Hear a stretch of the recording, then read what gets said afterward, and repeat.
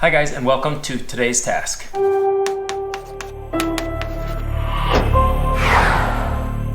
For today's task, we are doing all things saws and saw blades. Today's video is not sponsored by DeWalt, although it looks like it. It is sponsored by yours truly. I have beat and abused all of my saws in the demolition of this house, and now that it is starting time to put stuff back into the home, I need good, clean cutting saw blades. So it is time to replace some of my saw blades. So I bought all new blades, and I want to show you guys some of the differences between them and teach you a little bit about the saws I use. One of the most important tools you will ever buy as a carpenter is a circular saw. This can do the work of a million different saws, and I'll show you some of the things we do with it.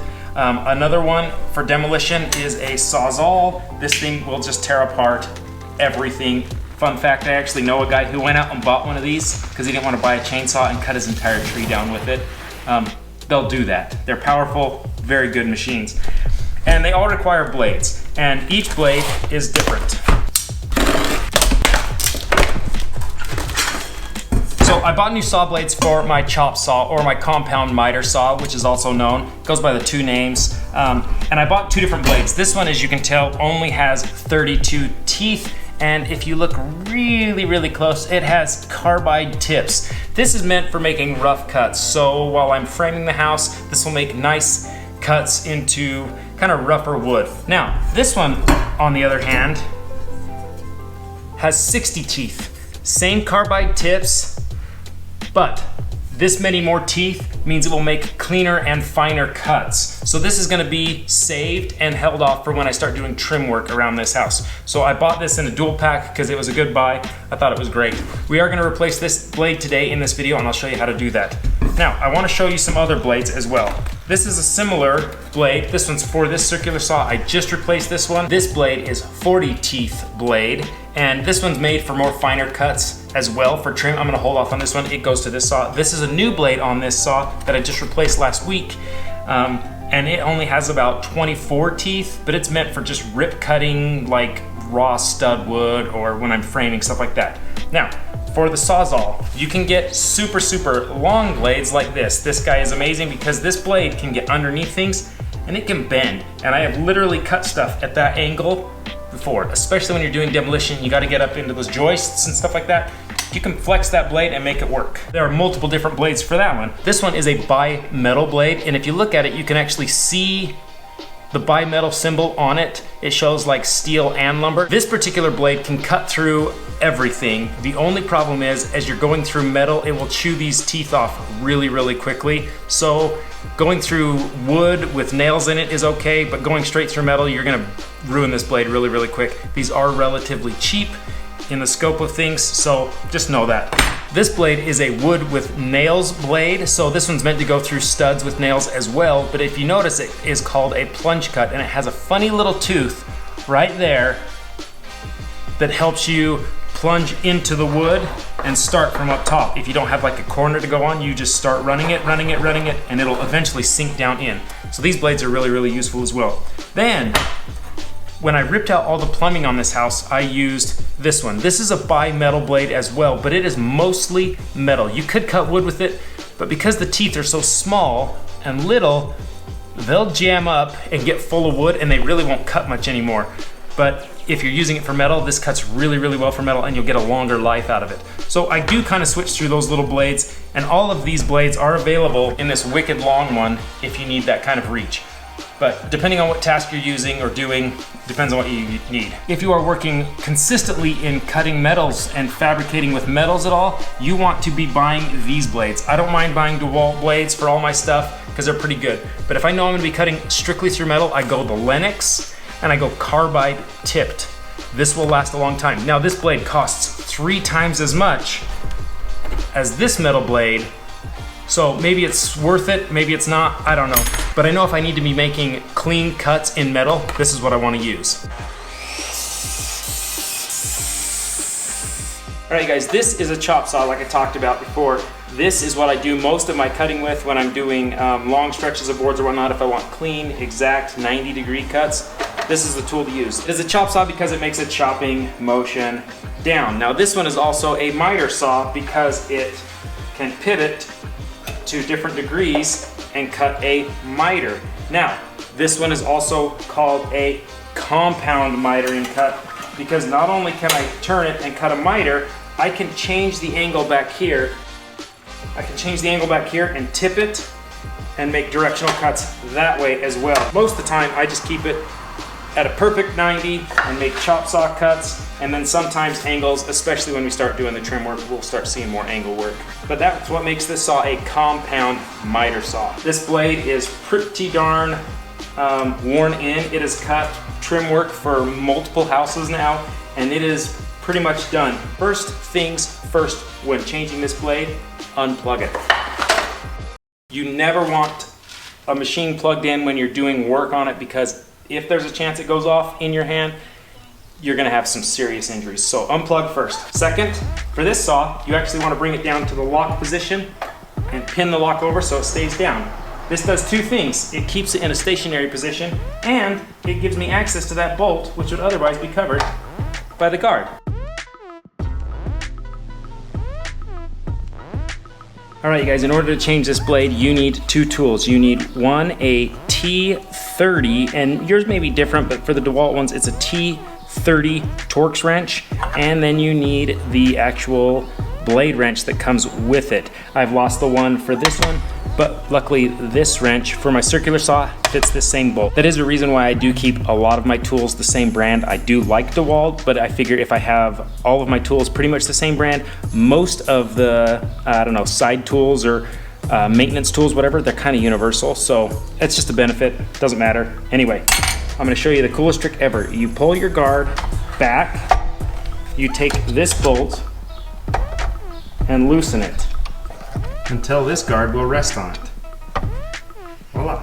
Now that does two things. It holds your blade guard from coming forward any further, and then you push this piece back.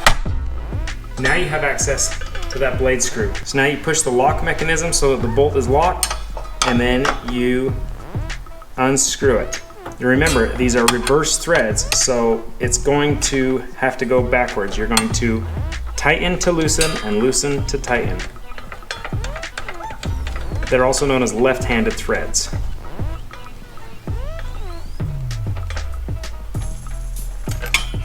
Keep pulling it out. Do not lose any of your pieces.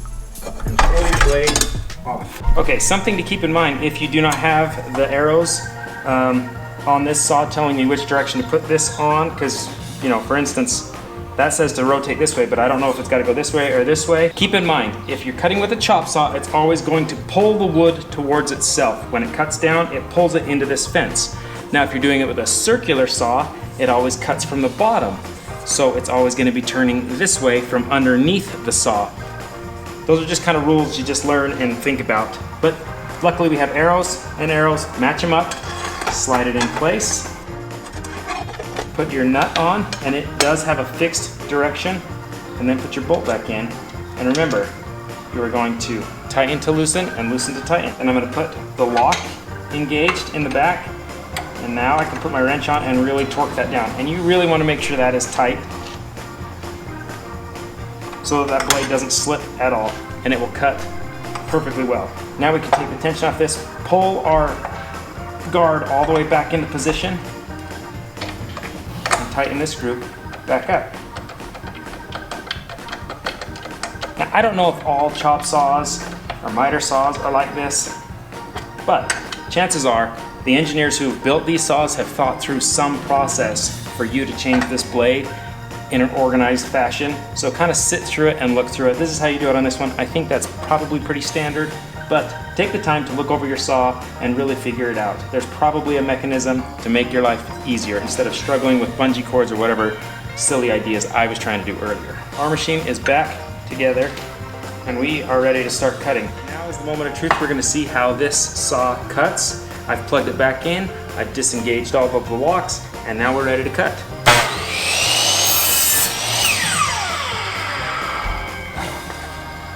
That's a pretty nice cut. You can see these little bits of tear off on it. That's because it's just a rough cut blade. It's meant to just be cutting hard lumber like this, fixed for studding out stuff or building, not for finished trim. We'll change that blade when I'm ready to trim this house out.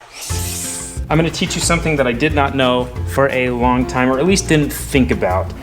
When I was just starting to learn how to work with this stuff, say I needed to make a 4-inch cut, I would make my mark at 4 inches. Like a pro, I'd pull out my square, mark my line, so I have a good marking. Did that step perfectly well. I knew that that was at 4 inches. But then I would make this dumb mistake of putting the blade directly on the line. Now when I measure, I'm actually short a 1/16 of an inch. And I wasn't really paying attention to how I was cutting all my stuff. So when I built these shelves for the first time in our home, they were all over the place, and I was so upset because I was like, I measured it right. Why is it not working right? I didn't account for what I was cutting off with the blade, and I didn't realize that I was actually cutting wrong. When you make a cut, you measure out your distance. 4 inches, we'll say 4 1/4. We want this a little bit more precise. 4 1/4. Mark it. When I made that mark, I made it exactly at 4 1/4, so I know that this line is on 4 1/4. So I actually want to cut the side of that line. I wasn't accounting for that. I wasn't accounting for which side I was going to cut the line on. I wasn't paying attention to it. I typically always cut from the left side. That way I can hold it over here and bring down this side, and I can always see where I'm cutting. So I know that this is my piece I'm going to keep, and I know that this is my bad piece. You can make an X, and that way you know this is the cut side. And I never understood that. I thought, oh yeah, that's the piece you're just not going to use. But you do that so that you know which side of the line to put your blade on. For instance, if I bring this down and cut on that side of the line, now when you look at it, my line is exactly at 4 1/4. Another mistake I used to make was I needed multiple pieces at the same dimension. So I'd say, okay, 3-inch cut, 3-inch cut. So the first one I would cut maybe, right? 3 inches. Then I'd go to my second line. And if you look at these two pieces of wood, they are nowhere near the same dimension.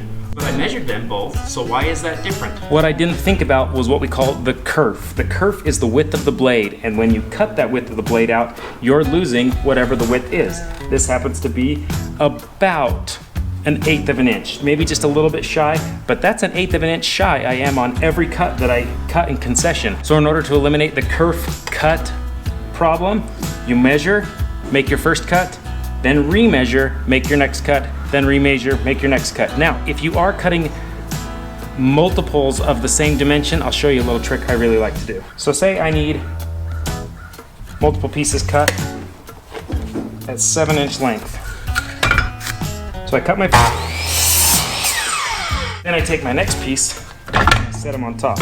I line up the ends, flush against the fence, bring it over till it touches the blade.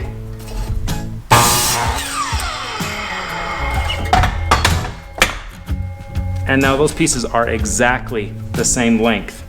Pretty cool. You guys, I hope you've learned something new about how to change your blades on your saws, how to use the right blade on your saws, and hopefully a few tips and tricks on how to cut your wood properly. I'll show you more tricks with compound miters when we get into the trim work of this house. If you liked today's video, give it a thumbs up. If you're new to the channel, subscribe. And if you guys want to look at any of the tools that I've used in this video, I'll link them in the description down below. We'll see you guys. There's a motorcycle driving by. This blade is a 42. This blade is a 40. If you are, oh, that's a heavy pile of wood. This is a fine cutting blade. You hear that train in the background? That's ridiculous.